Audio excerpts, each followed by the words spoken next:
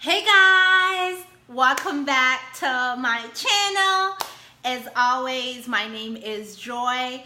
I'm back like I never left. I did miss a video last week. I'm so sorry, life happened, but I'm back with a new video. This video is going to be talking about the Ephesians 5 men. There's always a lot of emphasis on the Proverbs 31 woman, but I'm going to be talking about the Proverbs 31 woman on my next video. But in this video, I'm going to talk about the Ephesians 5 men. As always, if you have not subscribed, this is your chance. Go ahead and click that subscribe button. Hit that notification button. That way you can stay connected and be notified when I do post new videos. And as always, welcome! So the Ephesians 5 men, he is the Boaz of our generation. What does this man look like?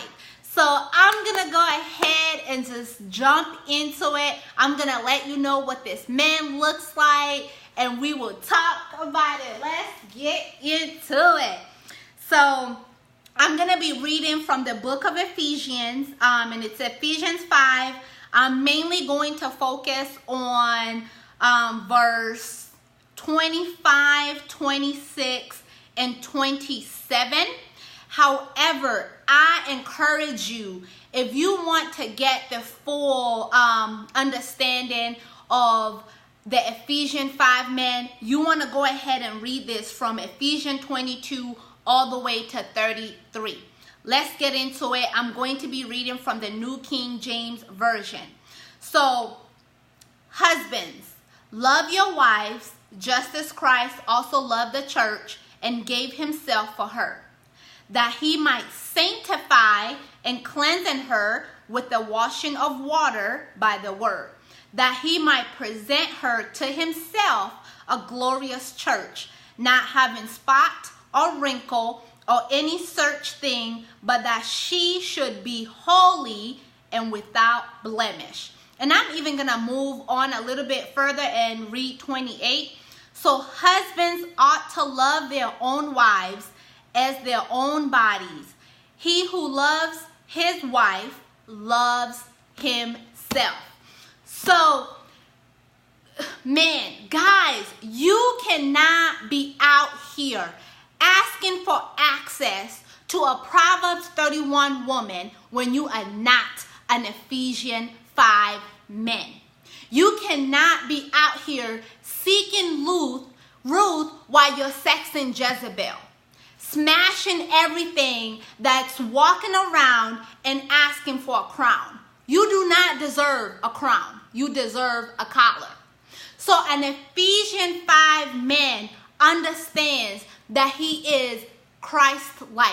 He is the head of the church, and his wife is the church. Being the head of the church, he understands that he is Christ-like. When Christ came into the world, when he came into this earth, he came to minister.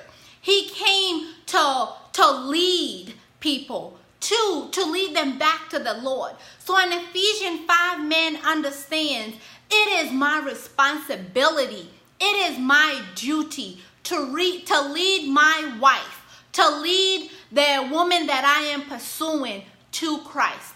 Ladies, you need to understand that the Ephesians 5 man is not worried about a little dirt that you have. He's not worried about your past mistakes. He's not worried about your insecurities. He's not worried about, man, she look a little rough without that makeup on. He's not worried about that. This man is going to sanctify you. He is going to cleanse you. He is going to wash you with the word. He is going to refer you back to the Bible when you guys are having arguments. He is going to have facts. This man does not make you number one in his life. This man makes God number one in his life. And do you know what that does when he makes God number one? He is continuously earnestly pursuing a perfect God. He understands that he is not perfect, but his pursuit for a perfect God makes him an imperfectly perfect man. And he understands that he is not going to be playing with your emotions. He is not going to be over here trying to lead you into bed when you're dating him. He is going to present to himself a glorious church.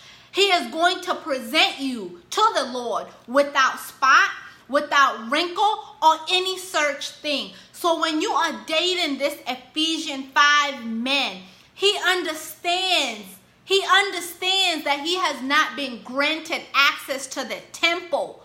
He understands that until he puts a ring and gives you his last name, he does not get the benefits of a husband. The Ephesians 5 man, ladies, he will wash you. He will cleanse you. He is not perfect, but he is constantly seeking a perfect God. And when you are constantly seeking a perfect God, you are going to see your life being transformed. You are going to see your life, you're going to be made whole. He understands when I start pursuing this Proverbs 31 woman, I'm not going to pursue her and do Netflix and chill, try to get into her pants, try to take her to bed. He is pursuing you with a purpose, baby girl. He is pursuing you for the kingdom. He is pursuing you to make you his wife. He is pursuing you, ladies, to make you the mother of his kids, not his baby mama, right?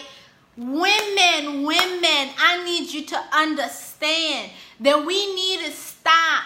We need to stop saying, at least he got a job. The Ephesians 5 man understands that having a job is a requirement. It is the bare minimum that he can have. You need to have a job.